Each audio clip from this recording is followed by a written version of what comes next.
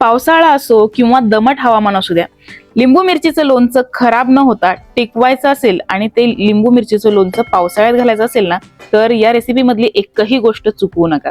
नमस्कार, SB kitchen मराठीमध्ये आपलं खूप मनापासून स्वागत. आज आपण मस्त चटकदार चटपटीत असं थोडंसं तिखट आणि मस्तपैकी आंबट हे लिंबू मिरचीचं लोणचं करतोय. खूप छान हे लोणचं बनतं वरण भाताबरोबर तोंडी लावायसाठी. आणि ना भाजी कोणतीच नसेल ना आणि तुम्ही भाकरी बरोबर सुद्धा हे लोणचं खाल्लत ना तरी सुद्धा तुमचं पोट भरेल, एवढं छान हे लोणचं बनतं. तर आहे ना, ह्या म्हणजे रेसिपीसाठी लागणारे साहित्य तर मी दाखवलेलं आहे. तेल गरम करायला ठेवते आणि लगेचच रेसिपीला सुरुवात करते. तर मी इथे ना मिरची आणि लिंबाचं प्रमाण म्हणजे 11 लिंब घेतलेले आहेत आणि एक पावशेरपेक्षा 7-8 मिरच्या जास्त घेतलेल्या आहेत. मिरची स्वच्छ धुवून कोरडी करून मी सुती फडक्यावरती पसरवून 1 तासाभरासाठी ठेवून दिली होती. मिरची पोटातून चिरून घेतली, म्हणजे अशी उभी चिरून घेतली आणि तिचे एकाचे 2 तुकडे केलेत.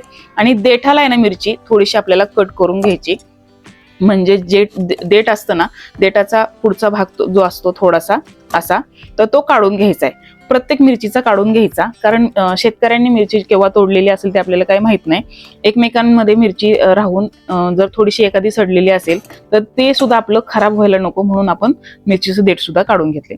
तेल गरम झालं की त्यामध्ये लसूण घालायचे. 100 ते 150 ग्रॅम मी लसूण घेतलाय आणि तो यामध्ये घातलेला आहे, सोललेला लसूण तेलामध्ये, आणि फोडणी देऊन बाजूला ठेवून दिलाय. आणि तुम्ही बघू शकताय इथे मिरची आपली कापून झालेली आहे. आता लिंबू कापून घेऊया. तेलाचं प्रमाण मी आधी पावशेर तेल घातलेलं आहे, म्हणजे 250 ग्रॅम एवढं तेल असेल. तर तेवढं तेल मी गरम करून ते थंड व्हायला ठेवून दिलेलं आहे लसूण घालून. लसूण जास्त तांबूस करायचा नाहीये, फक्त गोल्डन रंगावरती लगेचच बाजूला करून घ्यायचंय. आणि आता लिंबू चिरताना सुद्धा एका लिंबाच्या 8 फोडी केलेल्या आहेत. आणि 8 फोडी केले की कसं लिंबू ची बी सुद्धा लगेच निघून जाते आणि हे लोणचं कडवट लागत नाही. तर आपल्या इथे लिंबू चिरून झालेला आहे आणि असं बी आपण काढून घेतलेलं आहे लिंबाचं. मिरची सुद्धा आपली चिरून झालेली आहे. 11 लिंब घेतलेले आहेत मी, लहान मोठ्या आकाराचे. आणि आता आहे ना आपल्याला हे लिंबू आणि मिरची एकत्रित करायचे. कधी पण आहे ना लिंबू आणि मिरची चिरताना मिरची आधी चिरायची मग लिंबू चिरायचे. आणि इथे तुम्ही बघू शकताय हे साहित्य घेतलेलं आहे. 1 चमचा 1 टेबलस्पून आपण धने घेतलेले आहेत, अर्धा टेबलस्पून मेथी दाणे आणि अर्धा टेबलस्पून जिरं, अर्धा टेबलस्पून आपण इथे बडीशोप घेतलेली आहे आणि 10 ते 11 काळी मिरी घेतलेली आहेत. आणि हे चांगलं आपल्याला परतून घ्यायचे, भाजून घ्यायचे. भाजलं की आपण एका डिश मध्ये बाजूला काढणार आहोत. मोहरीची डाळ घेतलेली आहे 100 ग्रॅम, आणि 100 ते 150 ग्रॅम घेतली तरी सुद्धा चालेल. तर इथे मी 100 ग्रॅम मोहरीची डाळ घेतली आणि ही थोडीशी भाजून घेतली, थोडीशी गरम करून घ्यायची, कारण दुकानामध्ये ही मोहरीची डाळ खूप दिवसांची ठेवलेली असते. तर बुरशी वगैरे किंवा म्हणजे असं काही दमट वातावरणामुळे ना असं काही होऊ शकतं, त्यामुळे मोहरीची डाळ सुद्धा आपण थोडीशी गरम करून घेऊया. मीठ सुद्धा मी थोडंसं गरम करून घेतलेलं आहे. अगदी कटाक्षाने मी तुम्हाला ह्या सगळ्या गोष्टी दाखवतेय, म्हणजे थोडासा पाण्याचा जरी अंश असेल मिठाला तरी सुद्धा तो निघून जाईल, म्हणून मी मीठ गरम करून घेतलंय. थोडंसंच गरम करायचं. आणि हे जे आपण धने, बडीशोप, जिरे जे आहे घेतलेलं, तर ते आपल्याला दगडी खलबत्त्यामध्ये असं भरड कुटून घ्यायचंय, किंवा मिक्सरला सुद्धा पल्स मोडवरती तुम्ही भरड कुटू शकता. खूप मस्त कुटलं जातं या खलबत्त्यामध्ये. खलबत्त्याची लिंक आपल्या व्हिडिओच्या खाली मी देणार आहे, तर नक्की तिथे जाऊन तुम्ही खरेदी करू शकता तुमच्याकडे जर नसेल तर. आता हे साहित्य सगळं घालूया. तो कुटलेला मसाला पहिला घातलाय आणि मग यामध्ये मोहरीची डाळ सुद्धा घातली. मीठ थोडंसं मी बारीक करून घेते.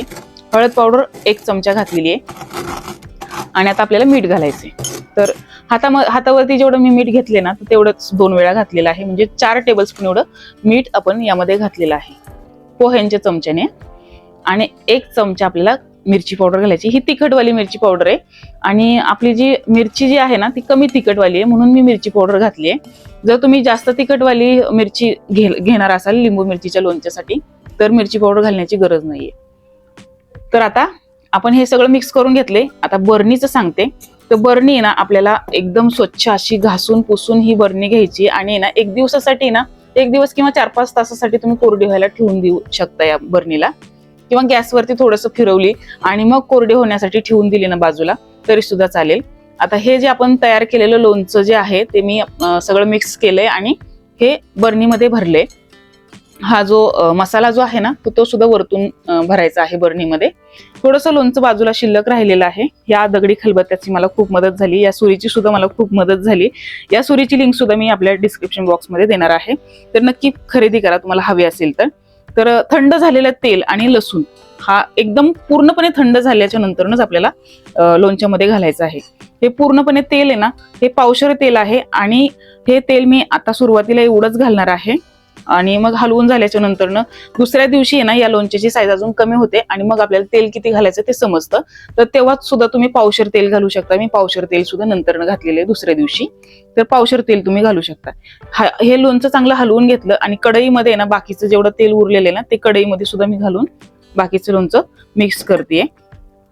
तर लसूण पाकळ्या ज्या आहेत तर त्या कच्च्या घालण्यापेक्षा अशा तुम्ही थोड्याशा गोल्डन करून घालू शकता तेलामध्ये. खूप मस्त हे लोणचं बनतं. तर हे चांगलं असं बरणीमध्ये तुम्ही बघू शकता हलवून घेतलं आणि अर्थातच जागा रिकामी झालेली आहे बरणीमध्ये, म्हणजे थोडंसं लोणचं खाली बसलंय. बाकीचं कढईतलं लोणचं सुद्धा मी बरणीमध्ये घातलेलं आहे. आणि या लोणच्यामध्ये आपल्याला दुसऱ्या दिवशी पुन्हा पावशेर तेल घालायचे, म्हणजे लोणच्याच्या वरती तेल येईल एवढं तेल आपल्याला या लोणच्यामध्ये घालायचं आहे. म्हणजे लोणचं खराब होत नाही, जास्त काळ टिकण्यासाठी मदत होते. लोणच्याच्या वरती तेल येईल एवढं तेल तुम्ही घालू शकता. म्हणजे सकाळी दुसऱ्या दिवशी सकाळी सुद्धा गरम करून थंड करून तेल घालायचे. तर ही रेसिपी तुम्हाला कशी वाटली कमेंट करून सांगा. रेसिपी आवडली असेल तर लाईक करा, शेअर करा आणि चॅनलला सबस्क्राईब करायला विसरू नका. चला तर मग भेटूया नेक्स्ट व्हिडिओमध्ये. तोपर्यंत धन्यवाद.